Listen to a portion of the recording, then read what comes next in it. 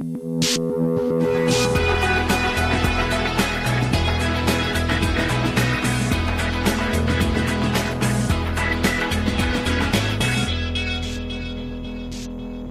Steve Lackmeyer here with another edition of OKC Central. We're here today with John Burgess, Director of the Art Space at Untitled. John, thanks for joining us. You're welcome. Glad to have you here. So let's start off first of all with a quick history of this gallery. It's right here in the heart of Deep Deuce. Tell us about it. Well, the space, the actual building was built in 1923. Laura Warner, a local artist and visionary, acquired it about 12 years ago. And initially, after she had renovated it and put it back in shape, she turned it into a commercial gallery. But in 2003, she turned it into a nonprofit. And that's since then we do exhibitions, we do workshops. We're a contemporary art center right in the heart of downtown Oklahoma City. Now, I know this last year has been really tough in the economy. A lot of nonprofits hit hard. How's it going for you all? It's difficult. We've been hit like everyone else, I think. Nonprofits, so we can keep the admission free and the programming that we've got on a high quality level. It takes a big budget, and we've been hit like everyone else because the foundations obviously don't have the same degree of funding that they did a year ago at this time, and so we're getting what we would consider fractional amounts compared to last year. And it's difficult. We have to look for other sources, corporate funding, corporate sponsorships.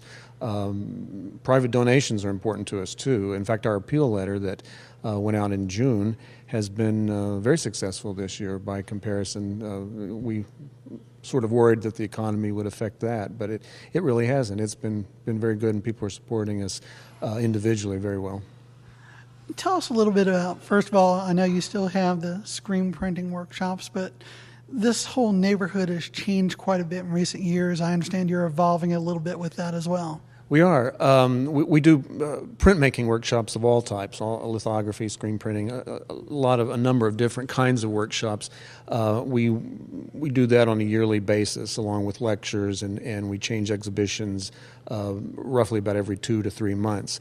But we're starting something new. In our neighborhood, we have a restaurant called Sage, which is great. It's packed every day. It's wonderful. It's become very popular in our neighborhood.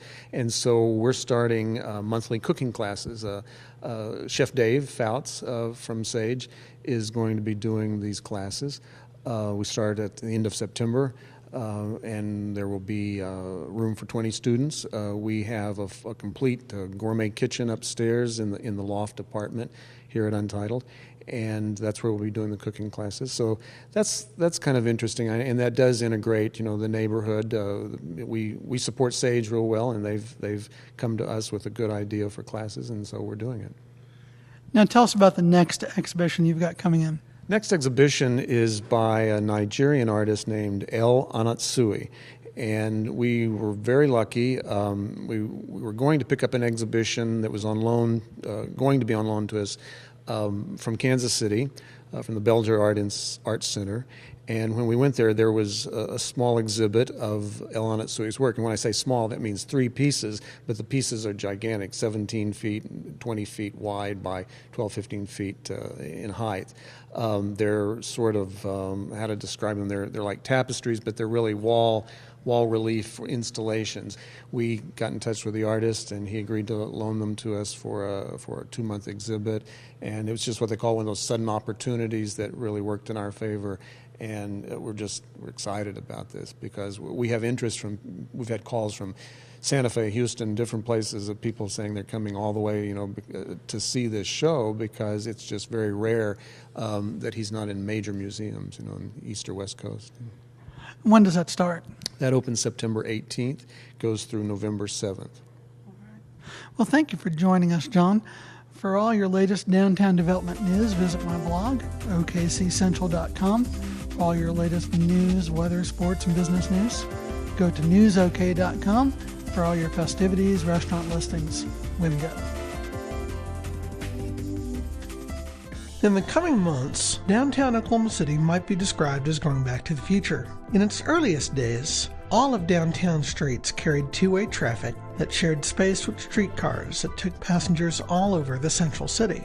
In the late 1940s, the streetcars were abandoned in favor of traditional buses. Tracks were torn up throughout downtown. The advent of urban renewal coincided with the reinvention of downtown street grid. Busy downtown corridors like Robinson Avenue were converted from two-way to one-way traffic. The new downtown street grid was never popular with those who had to use it day after day.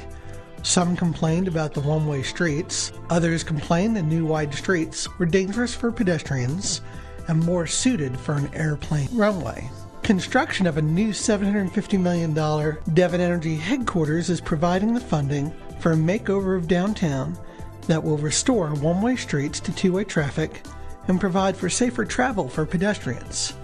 An upcoming MAPS 3 ballot, meanwhile, proposes to redevelop the area known as Quarter Shore south of the Central Business District. It also calls for a return of the old streetcars. These images and more can be obtained through Pictopia at News OK.